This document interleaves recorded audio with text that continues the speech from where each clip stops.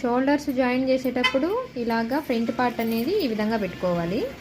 First ఒక 1/2 ఇంచ్కి ఈ విధంగా కుట్టుకోవాలి. రఫ్లు అయితే కంపల్సరీ చేయాలండి. ఇలాగా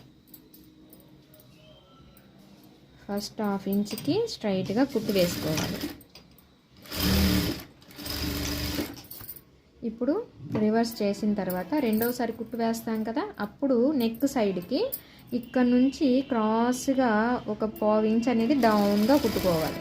ఎందుకంటే ఇలా కుట్టడం వల్ల నెక్ అనేది జారకుండా ఉంటుంది. ఈ విధంగా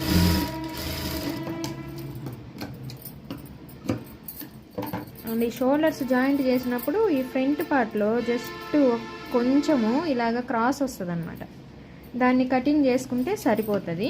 అది కూడా ఈ ఆమ్ రౌండ్ సైడే చేయండి, నెక్ సైడ్ కాకుండా. ఈ విధంగా అన్నిటికీ రాదు, జస్ట్ కొన్నిటికి మాత్రమే వస్తుంది. ఇక్కడ చూడండి, మరీ చిన్న పొరక పుల్లంత వచ్చింది, అంత కూడా లేదు, జస్ట్ ఊరికి అట్లా కట్ చేసామంతే. ఓకే, బ్లౌజ్కి పైపింగ్ వేయడం కోసము ఇలాగా 1 ఇంచ్ వెడల్పుతో క్రాస్ పీస్ కట్ చేసుకొని ఒక సైడ్ ఇలా ఫోల్డింగ్ అనేది పెట్టి కుట్టేసాను. ఇప్పుడు ఉక్సు పట్టి దగ్గర నుండి ఇక్కడ నేను పై వైపుకి కుట్టాను కాబట్టి ఇది ఎడం పక్క నుంచి కుడి పక్కకు పెట్టుకునే ఉక్సు పట్టి కాబట్టి ఇలా ఉక్సు పట్టి వచ్చింది. అదే కుడి పక్క నుంచి ఎడం పక్కకు పెట్టుకుంటే ఇటు సైడ్ కాజా పట్టి వస్తుంది అనమాట.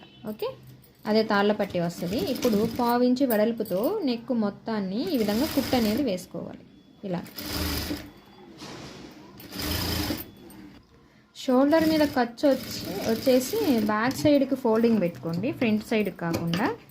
బ్యాక్ సైడ్కి పెట్టుకున్నారంటే మనకి షోల్డర్ మీద నీట్గా అనిపిస్తుంది అనమాట. ఈ రౌండ్స్ తిరిగే దగ్గర మాత్రమే ఈ విధంగా ఖర్చులు అయితే పెట్టుకోండి, ఇంకా అంతా పెట్టాల్సిన అవసరం లేదు. జస్ట్ ఇలా రౌండ్స్ తిరిగే దగ్గరే ఖర్చులు పెట్టుకుంటే మనకి నీట్గా ఉంటుంది అనమాట.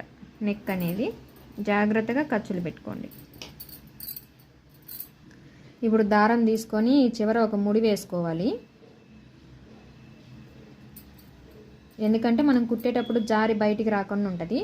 ఇలా పెట్టేసుకొని క్లాత్ని ఇలా ఫోల్డ్ చేసుకోవాలి. ఇలా ఫోల్డ్ చేసినప్పుడు చూడండి, ఇక్కడ నీట్గా ఉంటుంది, ఇక్కడ సన్నగా వస్తుంది. ఇలా పెట్టేసుకొని నెక్ మొత్తానికి కుట్టు అనేది వేసుకోవాలి.